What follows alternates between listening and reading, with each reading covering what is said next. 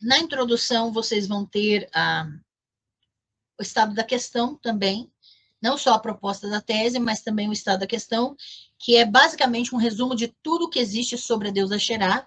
E durante a obra, então, o primeiro capítulo vai ser a Xerá na mitologia do sudoeste asiático, em que eu vou trabalhar da onde que essa deusa surgiu, especificamente, geograficamente, quando ela começou a ser cultuada, ou a partir da onde, né? Depois eu vou falar da simbologia e iconografia da deusa, todos os símbolos iconográficos relacionados a ela e às deusas em torno, né? Depois a transição para os deuses da guerra, quando as deusas deixaram de ser cultuadas como principais e os deuses da guerra se tornaram os principais, também nesse primeiro capítulo. Depois eu vou questionar a nomenclatura deusas da fertilidade, a questão da fertilidade como um rótulo das deusas, né? E vai ter toda a fundamentação para questionar isso. E eu vou falar, então, das deusas do sudoeste asiático, vou falar da deusa Anat, especificamente, que está em torno. Aí eu vou para a deusa Atirat, que Atirat é o nome da deusa Xerá na língua ugarítica, né?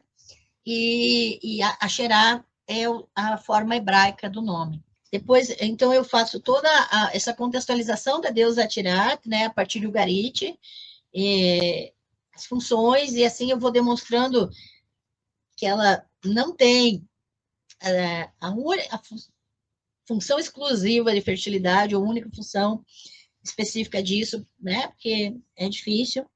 Aí eu vou falar sobre as funções religiosas relacionadas a Xerá, as funções de culto que existiam em torno do culto a deusa Xerá. Vou falar sobre quando o mito determina a história pela política, e aí eu vou trabalhar a questão da mitologia e política, tá? Ainda nesse primeiro capítulo. Eu sei que quando vocês lerem, vai ter uma experiência muito particular, porque eu trabalho a imagem, a metáfora da árvore em toda a tese. Então, a linguagem vai estar toda relacionada à imagem de uma árvore. Então, vai ser uma experiência específica na leitura. Agora, eu só estou falando os assuntos, mas eu não estou contando como é a experiência aqui dentro, tá? Porque ela é muito específica. Eu vou falar, então, do estereótipo da prostituição cultural, a problemática dessa nomenclatura, né? Aqui na história, na pesquisa, né? E, em seguida, a gente entra no segundo capítulo, que vai ser a Xerá em Israel e Judá. Então, o primeiro capítulo é a deusa Xerá no Oriente Médio e no antigo Sudeste Asiático, né, ali, especificamente fora de Israel e Judá. No segundo capítulo, então, é a Xerá em Israel e Judá. Tá? E aqui vai ter vários níveis de descrição. Eu vou falar especificamente da versão da história elaborada pela elite sacerdotal pós-exílica, então eu vou mostrar que foi uma inversão, né? Uma aversão, na verdade, que foi contada, então a narrativa bíblica segue uma história inventada, e eu vou trabalhar isso no começo do segundo capítulo. Vou falar sobre o nome da deusa e a menção de quem oficiava seu culto na Bíblia hebraica. Aí sim, tem as 40 ocorrências do nome Asherá, com a sua análise gramatical do hebraico e a sua tradução literal. Então, são os quadros de tradução aqui. Vocês vão ter aqui na obra as 40 ocorrências, os 40 textos, referências bíblicas, onde está o nome da deusa Asherá no hebraico, e para vocês saberem exatamente onde tem, né? E aqui eu vou fazer uma análise dessas 40 ocorrências, tá? Especificamente. Aí vou falar sobre rastros da deusa em textos e tradições antigas, textos e achados arqueológicos. Então, nessa parte, eu não vou falar somente sobre arqueologia, mas eu vou falar também outros textos bíblicos, outros textos que vão fazer referência a deusa Xerá, mesmo que o nome dela não esteja lá. Tá? Então, eu vou falar primeiro sobre os achados arqueológicos que confirmam a presença do culto à deusa em Israel e Judá. Então, tem a menção dos achados, lembrando que no final do livro tem as imagens, né, desses achados arqueológicos.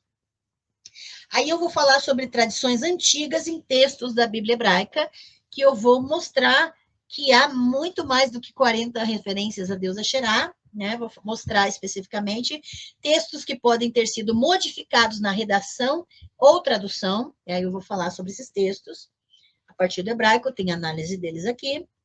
Tem o trecho que eu falo sobre Shaddai e Sarai, né, a esposa de Abraão. Então, sim, está aqui a análise específica de Shaddai e Sarai, né? A questão de referência à deusa também. Vou falar sobre as tradições das matriarcas na Bíblia hebraica, que tem relação com a deusa Xerá. Vou trabalhar aqui essas tradições. Vou falar sobre a Rainha do Céu, aí tem toda uma análise a respeito da Rainha do Céu.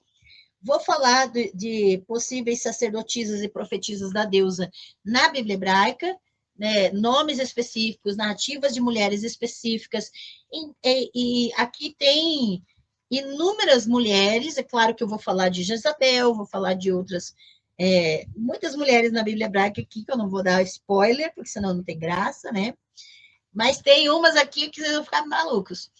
Vou falar de objetos que representam a deusa, né? Especificamente. Sobre a árvore da sabedoria, tá aqui. Sobre Cântico dos Cânticos, né? A Xerá em Cântico dos Cânticos também está aqui.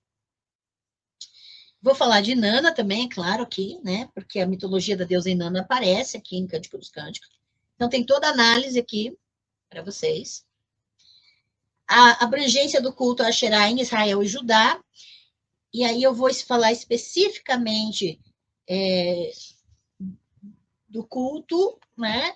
A partir da Bíblia hebraica, a partir dos achados arqueológicos. E aí eu vou pegar especificamente, primeiro a Xerá no Antigo Israel, né? Depois a Xerá no Reino de Judá.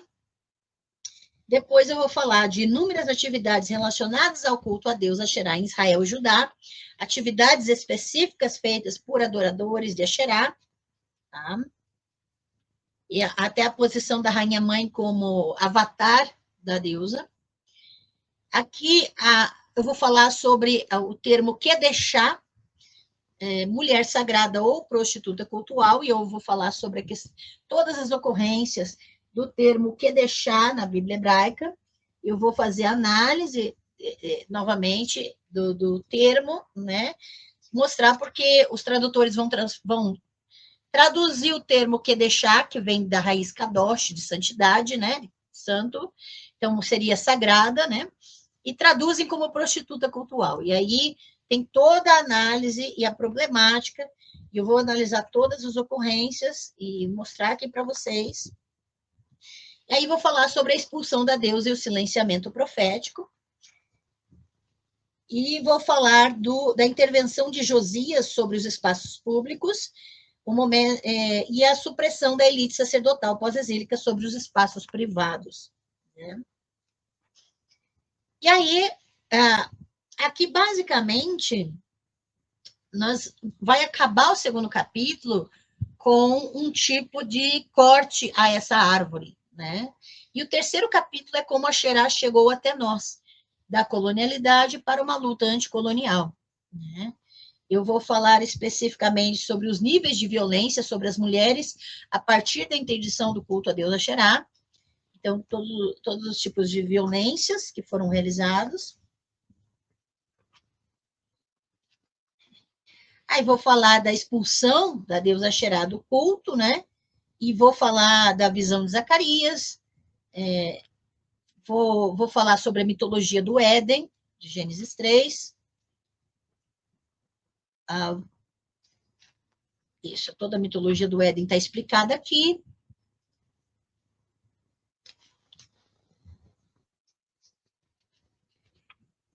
Vou falar dos símbolos do Éden, todos os símbolos e a sua representação, seu sentido em torno da deusa Xerá. Vou falar do silenciamento profético, todos os textos que dão realmente indícios de que houve uma matança gigantesca de profetas e profetisas. Então, eu vou mostrar isso, vou fazer a análise. Vou falar da deusa escondida debaixo das traduções dos textos bíblicos. E aqui, nessa parte, é que eu vou mostrar, né, as traduções. Vou pegar as principais traduções da Bíblia, né? A Vulgata, a Septuaginta, a Almeida Revista Corrigida, a Almeida Revista Atualizada, a Bíblia de Jerusalém, a Bíblia da Sociedade Bíblica de Portugal, a TEB, a Maria Nova Pastoral, Peregrino. Eu vou mostrar os problemas das traduções, especificamente, né? Eu sei que vocês vão amar quando lerem, porque a árvore está... Vocês vão visualizar a árvore durante a leitura, tá? Deixa eu ver aqui. Maria Antônia Marques. Gostei muito da metáfora da árvore. O prefácio do Luiz reflete bem o que ele pensa a respeito das deusas e dos deuses, e sua preocupação com a inclusão de todas as categorias de pessoas excluídas. Isso aí. Parabéns, Ângela, seu entusiasmo é contagiante. Aguardo o livro ansiosamente. Ai, que bom, querida, que bom. Obrigada. Júnior Alves, parabéns, professora Ângela, já comprei o meu. Ah, que bom, fico muito feliz. Está a caminho o seu exemplar, viu? Já está com a dedicatória e já foi postado. Mari, a imagem da árvore na tese foi perfeita, Ângela. Tese de best mesmo. Ah, obrigada. Aí, olha, para mim não tinha outra maneira de escrever essa tese sem usar a metáfora da árvore, eu não conseguiria ter escrito ela, né? Isso também tem relação com a minha perspectiva autista, né? Eu precisava de uma imagem para trabalhar o texto. Eu fiz isso na minha dissertação de mestrado, só que na minha dissertação de mestrado eu usei a água como imagem. Por isso o nome do meu livro, da dissertação de mestrado, é A Fonte da Juventude, né? Então eu trabalhei com a imagem da água em toda a minha dissertação de mestrado. E aqui eu trabalhei com a imagem da árvore, né? Ainda, nessa terceiro capítulo, vou falar sobre a tradução da designação das sacerdotisas e sacerdotes da deusa Xerá. E aí eu vou mostrar, aqui tem todas as ocorrências, e aqui eu vou demonstrar especificamente que eles traduzem termos de raiz hebraica ligados à santidade como prostituta, como hieródula, como efeminado. Então, eles vão relacionar estigmas específicos, os tradutores, né? Eu vou analisar todas essas problemáticas. Que fala sobre a colonialidade e a luta anticolonial, para vocês entenderem esses termos, tem todos os conceitos, tudo explicadinho para vocês. E aí eu vou falar, eu decidi como aplicar essa crítica ao contexto atual. Então, eu trabalhei aqui o papel dos museus e da universidade na manutenção das violências coloniais. Tá? Então, eu demonstro aqui como que tanto a universidade quanto os museus, eles mantêm essas violências. Tá? Então, primeiro eu vou falar sobre as violências epistemológicas no campo acadêmico, e vou trabalhar isso, as violências, inclusive vou deflagrar um problema, porque nos estudos decoloniais existem homens em posição de destaque, né? Como Boaventura de Souza Santos e outros, e no caso dele especificamente, eu publiquei aqui a denúncia de abuso que foi feita por inúmeras nativas e que deflagram que grandes nomes na pesquisa acadêmica de homens em relação aos estudos decoloniais, muitas vezes são fachada para abusos e mais violências, tá? Físicas, inclusive. E aqui eu divulgo o site da Academia Sem Assédio. Então, você pode colocar lá www.academiasemassédio.com. E você vai ter as denúncias e pode se engajar nessa luta também, tá? E eu vou falar sobre as violências coloniais nos museus, tá? Especificamente. E aí eu vou falar das cinzas das Acherot para a construção de uma teologia outra. Então, a gente constrói a árvore, e eu já vou dar o spoiler, porque na verdade não é um spoiler, porque se fosse um spoiler, a gente teria o culto da deusa Xerá como antigamente, né? Que a árvore cresceu desde o primeiro capítulo, as raízes no primeiro capítulo, o tronco e os galhos no segundo capítulo, e as folhas, né? E nesse fim do terceiro capítulo, você tem a árvore derrubada e queimada. Tá?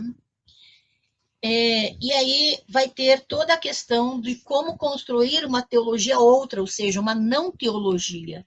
Eu coloco definitivamente que a teologia em si, ela não responde nada, ela não tem condição nenhuma de responder. E aí eu trago como se engajar na luta e a conclusão, né, especificamente. E aí temos as referências, lembrando que uma das propostas que eu fiz no final da tese, em relação aos museus, né, até você vai ter em preto e branco, mas vai ter uma foto aqui do meu cantinho das deusas, ó. Porque a criação do museu de réplicas, eu tenho um mini museu de réplicas aqui, feitos por uma artista plástica, né, uma artista do povo, Paula Turriani, trazendo acessibilidade às peças que são encontradas em inúmeros museus, sem ferir as culturas de origem, sem tirar as peças originais das culturas de origem, mas também trazendo o conhecimento acessível às pessoas, né? Então, você vai ter uma foto aqui do meu cantinho do museu, o mini museu de réplicas, que é também uma proposta da tese para que não hajam tantas violências sobre as culturas de origem e também sem descontextualizar as obras daquilo que essas culturas propõem, né?